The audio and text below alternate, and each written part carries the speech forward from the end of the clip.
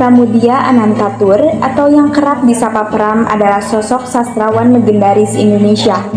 Sosok Pram dikenal sebagai penulis atau sastrawan Indonesia yang aktif dan berani dalam menyuarakan kritik berbagai topik melalui karya tulisnya. Kepopuleran karyanya membuat seorang lelaki kelahiran Blora tersebut memiliki banyak penggemar. Pramudia Anantatur terkenal sebagai pengarang novel tahun 1940 dengan novelnya. Dia lahir di Blora, Jawa Tengah, tanggal 6 Februari 1925 dan meninggal di Jakarta 30 April 2006. Nama asli Pramudia adalah Pramudia Ananta Mastur, sebagaimana yang tertulis dalam koleksi cerita pendek semi-autobiografinya yang berjudul Cerita dari Blora. Oleh karena nama keluarganya Mastur atau nama ayahnya dirasakan terlalu aristokratik, ia menghilangkan awalan Jawa Mas dari nama tersebut dan menggunakan Tur sebagai nama keluarganya. Ayahnya adalah seorang guru yang mula-mula bertugas di HIS Rambang, kemudian menjadi guru sekolah swasta Budi Utomo dan menjadi kepala sekolah. Menurut Pram, ayahnya juga mengarang prosa dalam bahasa daerah dan telah menghasilkan beberapa lagu dalam bahasa Jawa.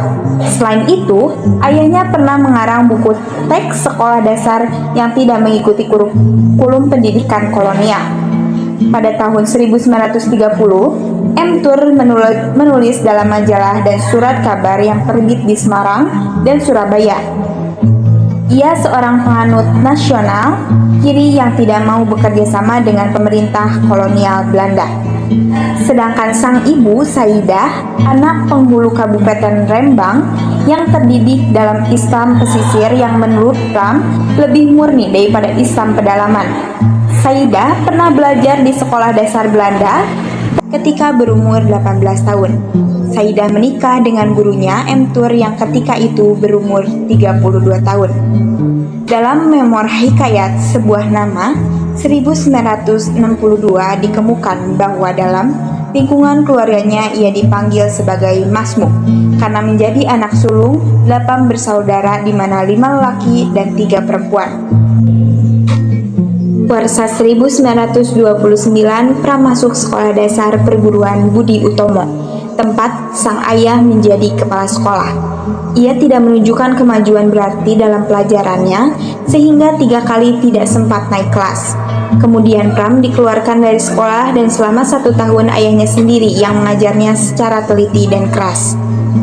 Setahun kemudian Pram masuk sekolah lagi. Sejak itu prestasinya mulai normal sampai akhirnya lulus pada tahun 1939. Itu artinya ia memerlukan waktu 10 tahun untuk lulus dari sekolah itu, yang diselesaikan paling lama 7 tahun lamanya. Terlepas dari itu, Pram tidak bersekolah selama 1 tahun karena ayahnya menolak keinginannya untuk melanjutkan pelajaran ke Mulo, sekolah menengah pertama pada zaman kolonial Belanda. Tahun 1940, Pram mulai belajar di radio Fox School Surabaya dengan biaya dari hasil usaha ibunya berjualan padi. Pada akhir tahun 1941, ia lulus dari sekolah radio tetapi tidak menerima ijazah. Ia bekerja di kantor berita Jepang Domi sebagai juru ketik.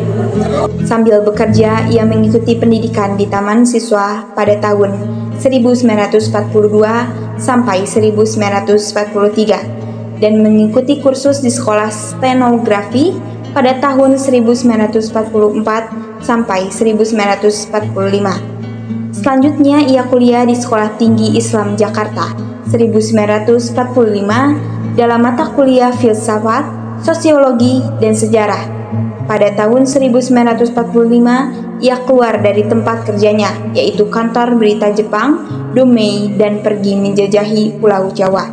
Pramudia Anantatur yang mengarang sejak tahun 1940-an telah menghasilkan banyak karya sastra, yaitu cerpen, novel, esai, dan karya terjemah. Karya Pramudia banyak sudah diterjemahkan dalam bahasa asing, yaitu Inggris, Belanda, Prancis, Jerman, Rusia, dan Jepang. Dalam karyanya, Pram selalu menampilkan revolutionary hero yang menentang berbagai situasi tidak manusiawi yang datang dari tradisi, seperti feodalisme priai Jawa maupun dari pihak asing seperti kolonialisme dan imperialisme. Karyanya yaitu novel Panji Bekasi 1947, Perburuan 1950, Keluarga Gerilya 1950, Mereka yang Dilumpuhkan 1951, Bukan Pasar Malam 1951, Di Tepi Kali Bekasi 1951, Bulat di Jakarta 1953, Midah Si Manis Bergigi Emas 1954, dan Korupsi 1954. Yang kedua cerita pendek, yaitu Subuh pada tahun 1950, Percikan Revolusi 1950, Cerita dari Blora 1952, Cerita dari Jakarta 1957. Yang ketiga ada novel terjemahan, yaitu Tikus dan Manusia karya John Steinbeck pada tahun 1950, Kembali kepada Cinta Kasihmu karya Leo Tolstoy 1950, Ibu karya Maxim Gorky 1956. Selanjutnya ada novel Bumi Manusia yang pertama kali diterbitkan pada tahun 1990 dan merupakan bagian pertama dari tetralogi Buru yang terdiri dari 4 novel. Novel ini menggambarkan kehidupan di Hindia Belanda pada awal abad ke-20 dengan latar belakang kolonialisme dan perjuangan kemerdekaan Indonesia. Cerita ini berpusat pada tokoh utama, Inke, seorang pemuda pribumi yang berjuang untuk mendapatkan pendidikan dan menghadapi berbagai konflik sosial dan politik. Bumi Manusia telah diakui secara luas sebagai salah satu karya sastra terbaik dalam sejarah sastra Indonesia. Novel ini menggambarkan dengan jelas ketidakadilan dan penindasan yang dialami oleh masyarakat pribumi dan di bawah pemerintahan kolonial Belanda.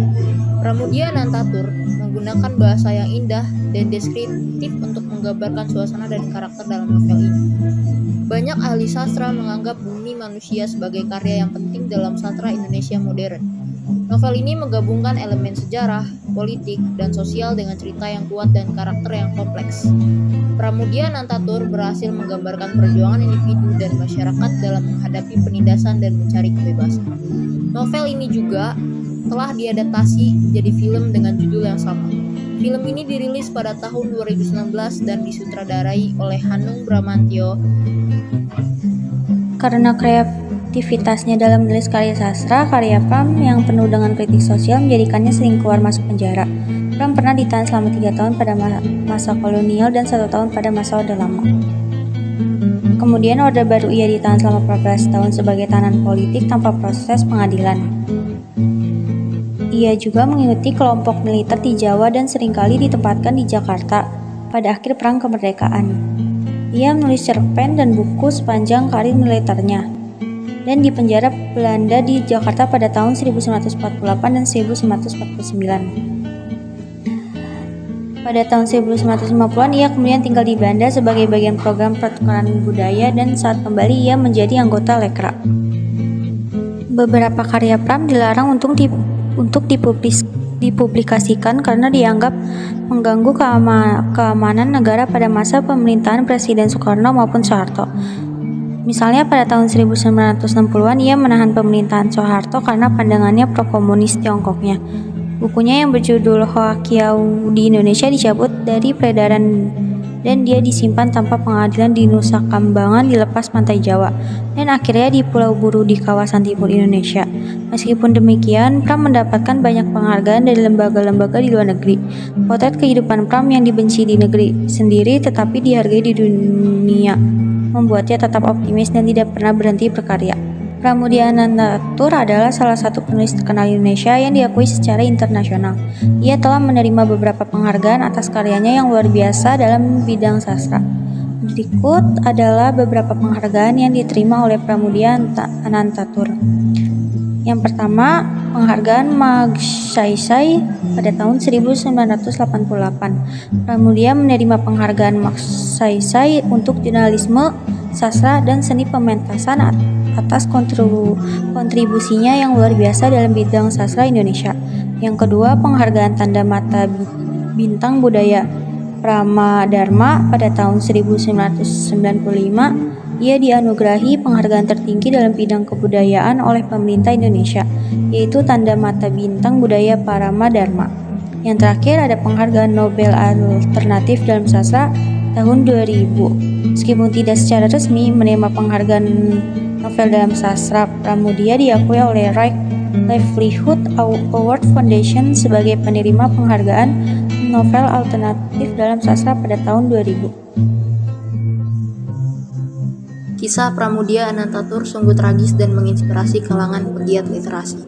Selama hidupnya, beliau berada di penjara sejak zaman Orde Lama, telah ditahan oleh kolonial selama kurun waktu 1 tahun lamanya. Selanjutnya, pada masa Orde Baru, Pulau Nusa Kambangan dan Pulau Buru menjadi jejak beliau tanpa adanya proses keadilan. Keadilan yang seharusnya didapat kala itu, nyatanya tidak dia rasakan. Justru hukuman kepadanya tidak ada toleransi.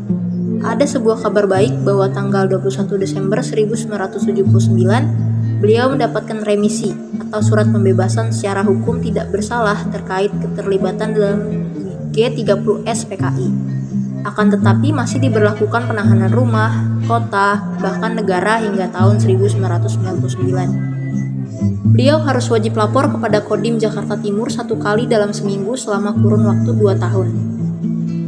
Hasil karya yang beliau torehkan selama hidupnya berada di penjara, ada beberapa yang beliau tulis, contohnya Tetralogi Pulau Buru, Bumi Manusia, Anak Semua Bangsa, Jejak Langkah, dan Rumah Kaca. Pada kondisi yang mengenaskan dengan kehidupan di penjara tidak menghalangi Pramudia Anantatur untuk berhenti menulis. Beliau masih menyempatkan waktu untuk menulis setiap harinya selama berada di penjara. Baginya, menulis adalah tugas pribadi dan nasional. Tutur Pramudia Anantatur. Karya tulisnya seringkali dibakar oleh pihak petugas. Para petugas geram karena tidak ingin melihat Pramudia Anantatur menyelesaikan tulisannya hingga dibukukan. Kerja keras dari hasil usahanya dan pantang menyerah untuk berkarya untuk Bumi Pertiwi.